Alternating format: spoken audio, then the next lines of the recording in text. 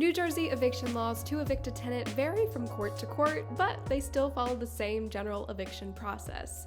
Send a clear written eviction notice, fill out the forms, serve the tenant, attend the trial, and wait for judgment. The State of New Jersey Department of Community Affairs is usually the one that manages and holds the rulings on eviction cases. Every eviction process is different and dependent on the lease or rental agreement signed by the tenant and the landlord.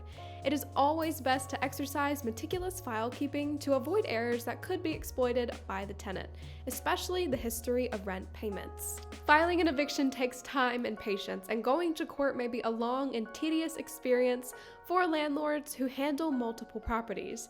Most landlords are advised to try to work things out with the tenant outside court. It's only in extreme cases when a landlord resorts to filing for official eviction proceedings. This article details a summary for landlords to refer to when evicting a tenant. So with that out of the way, let's dive further into the New Jersey eviction process. Let's start off with some common eviction reasons. In the state of New Jersey, a landlord can evict a tenant for multiple reasons. A lot of these factors rely on the lease terms stipulated in their written contract. In some cases, the landlord must give the tenant a notice to cease before an official notice to quit. The number of days associated with the notice to quit will depend on the reason for eviction. Number 1, non-payment of rent. In New Jersey, a landlord can evict a tenant for failing to pay the rent. Paying rent before evicted usually stops the eviction process. Rent is usually considered late a day past its due. A grace period may be available if stated in the lease or rental agreement. Number 2, violation of the lease or rental agreement. The rental lease agreement has to be upheld by both tenant and the landlord during the duration of their stay. Lease and rental agreements may vary from tenant to tenant. Should the tenant fail to resolve the violation, then the landlord must present them with a 30-day notice to quit. Number 3, conducting illegal activity. To evict a tenant who has engaged in illegal behavior within the property, the landlord must give the tenant an official written notice called a 3-day notice to quit. Number 4, committing major property damages. In this case, tenants are not usually allowed to renew their lease. The landlord must give the tenants at least a 3-day notice. They have no choice. The tenant must leave the premises before the end of the notice period to avoid eviction. Number 5, disorderly conduct. Landlords reserve the right to evict a tenant who has shown disorderly conduct and has ruined the peace and quiet of the rental establishment. This also applies if they disturb the peace and quiet of anyone within the rental property's neighborhood. If a tenant is accused of disorderly conduct, the landlord must first issue a notice to cease. This informs the tenant that they have to stop committing disorderly behavior. Number 6, material health or safety violation. New Jersey law takes into the account the health, building, and safety housing codes. Should the rental property violate any of these codes and fails any health and safety inspections, the landlord is given the following options. If compliance with the codes is too expensive, the rental property must be demolished or boarded up. In the case that the landlord can't afford the cost of correcting any code violations, tenants are removed from the rental property to allow for repairs. If the property belongs to the government, then it may be demolished. This is to comply with a blighted area redevelopment plan. Should any of these options be used, the landlord must issue a 3-month notice to quit to allow the tenant time to vacate the property. Number 7, discontinued use of the rental property. The landlord could decide to take the rental property out of the rental market. This means that they no longer want to rent it out. If so, they must issue an 18-month notice to quit to the tenant before trying to evict them. Should the tenant remain in the rental property after 18 months, then the landlord may continue to file for an eviction. Number 8, tenant does not accept lease changes. There are cases when lease and rental agreements between the landlord and the tenant may change between lease and rental agreement renewals. If the change in terms is reasonable and the tenant refuses to agree to them, then the landlord must provide the tenant with a 1-month notice to quit. Number 9, rental property is to be converted into a condominium. Landlords who wish to convert the property into a set of condominiums or something similar have to provide a 3-year notice to quit to the tenant. Should the tenant remain in the rental property after 3 years from the date the notice was given, then the landlord may continue to file for an eviction. Number 10, rental property is being sold or used for personal use. Sometimes a buyer may take interest in the rental property but not wish for it to be rented out. Or the landlord changes their mind and decides they want to stay in the property instead. For either case, the landlord must give the tenant a 2-month notice to quit. Should the tenant remain in the rental property after 2 months, then the landlord may continue to file for eviction.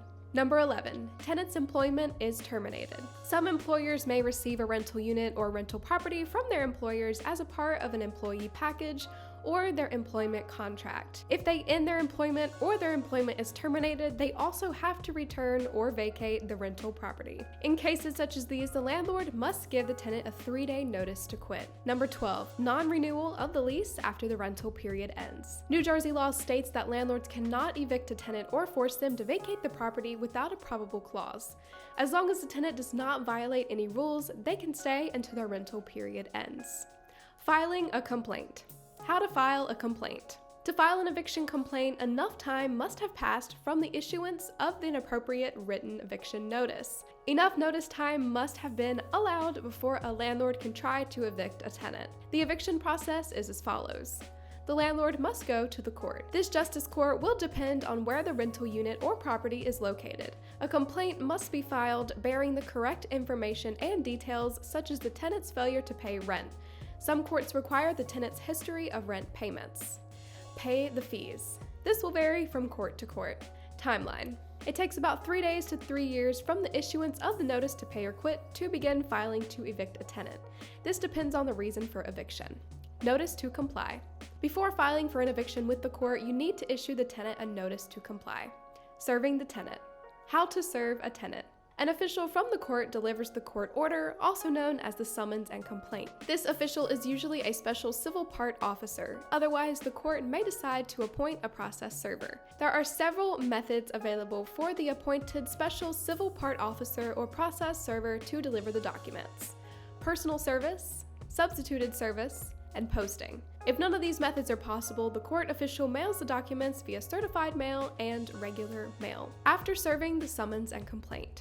A court date is scheduled 10 to 13 days after the court issues the summons and complaint. Timeline. There is no specific time frame for tenants to be served the documents from the court. It may take days or weeks depending on the court official's chosen service method. Asking for possession. Filing a motion to obtain judgment and get a judgment for possession. The landlord has to provide a strong argument backed up by solid evidence against the tenant. Should the tenant fail to show up to the hearing, the landlord wins by default. However, the tenant manages to pay all rent within 3 business days of the judgment for possession is passed, the entire eviction process is discontinued. Next procedure if the tenant disagreed and replied. In the state of New Jersey, a reply from the tenant is not necessary for a court date to be scheduled. They only have to show up to the hearing. Both landlord and tenant must go to court. The landlord needs to support their claim with evidence and show it during the court hearing.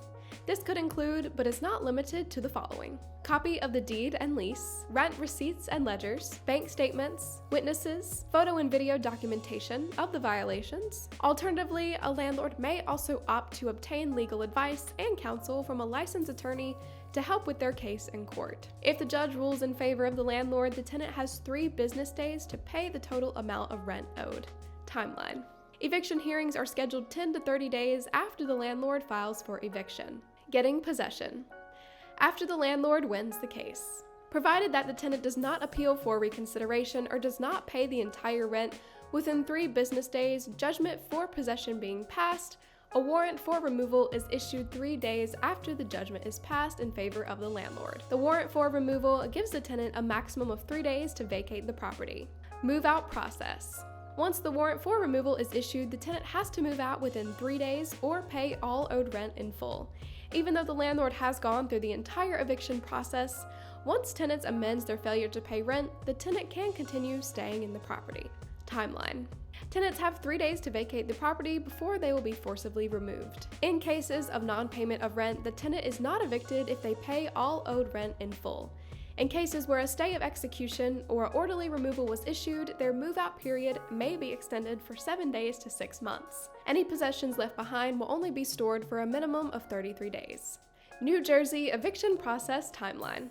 On average, it would take anywhere between 3 weeks to 4 years for a complete eviction process.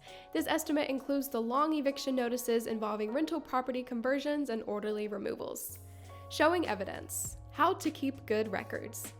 If the tenant disagrees with the eviction request and they reply to the court, it's important that you keep extremely good records of everything so you can provide proof to the judge and win your case. This part can make or break your entire eviction request in the event of a dispute. Evidence to show for not paying rent. If the tenant doesn't pay rent and they dispute that claim, it's important that you show the judge the following: your lease agreement, all payments, all payment returns, and all messages. Evidence to show for lease violations. If you are evicting the tenant for lease violations, for example, noise complaints, unauthorized pets, or property damages, it's important to show proof from any of the following methods: security cameras, photo and videos, and lease terms. And that's a wrap for today's video on the New Jersey eviction process.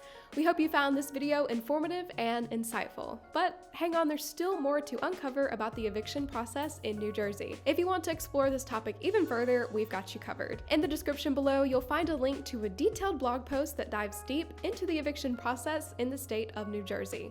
It covers everything from notice requirements and legal proceedings to tenant rights and landlord responsibilities.